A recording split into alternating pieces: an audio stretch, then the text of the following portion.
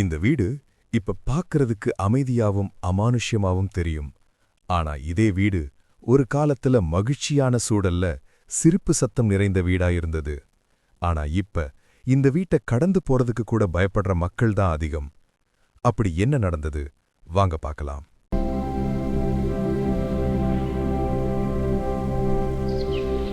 அப்பா, அம்மா, அவர்களோட ஒரு சிறு பையன். அந்த சின்ன பையனோட கால் தடம் இந்த வீட்டில் படாத இடமே இல்ல. அந்த அளவுக்கு துருதுருன்னு சந்தோஷமா விளையாடிட்டு இருப்பான். அந்த ஒரு நாள் வராத வரைக்கும் இந்த வீட்டின் பின்புறம் ஒரு பழைய கிணறு இருந்தது. ஆழமா இருந்த அந்த கிணறு எப்போதும் மூடாமல் இருந்தது. ஆனா என்று தெரியாது, அந்த சிறுவனின் வாழ்க்கையின் முடிவுக்கான இது ஒரு காரணமாக இருக்கும் என்று. ஒரு இரவு அந்த பையன் வீட்டின் பின்புறம் விளையாடிக் கொண்டிருந்தான். அவன் கவனிக்காமல் கிணற்றின் விளிம்புக்கு வந்தான். ஒரு தவறான அடியில் அவன் கிணற்றுக்குள் விழுந்தான்.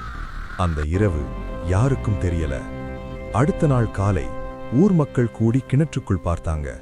அங்கே அந்த பையன் உயிரில்லாமல் கிடந்தான். அந்த நாள் அந்த வீட்டின் அமைதி மாறிடுச்சு. அதுக்கப்புறம் அந்த வீடு மாற ஆரம்பிச்சது. பையன் அறை, யாரும் தொடாத டாய்ஸ் அப்படியே இருந்தது. ஆனா சில நேரங்களில் அவை இடம் மாறி கிடந்தது. ஒரு வாரத்துக்குள்ள இரவு நேரங்களில் அந்த கிணற்றிலிருந்து குழந்தை அலறும் சத்தம் கேட்க ஆரம்பிச்சது. அதை முதலில் கேட்டது அந்த பையனோட அம்மா. அதுக்கப்புறம் வீட்டுக்குள்ளும் விசித்திரமான சத்தங்கள், காலடி ஓசை, விளையாட்டு சத்தம், யாரோ ஓடுற மாதிரி சென்றது. ஒரு மாதத்துக்குள்ள அந்த குடும்பம் அந்த வீட்டை விட்டு போயிட்டாங்க. அவர்கள் திரும்பி பார்க்க கூட இல்ல. இப்போ அந்த வீடு காலியாதான் இருக்கு. கதவு பூட்டப்பட்டு செடிகள் வளர்ந்து யாரும் உள்ளே போகாத வீடு.